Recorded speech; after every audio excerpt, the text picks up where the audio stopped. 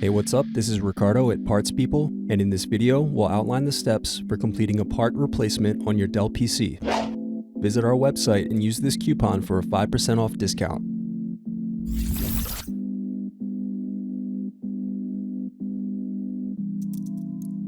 Slide open locking mechanism and remove battery. Unscrew, then remove access door.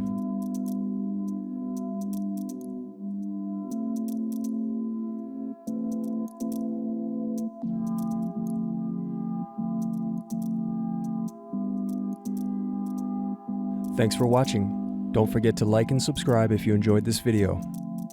And if you need more, check out this playlist to watch other tutorials for your laptop.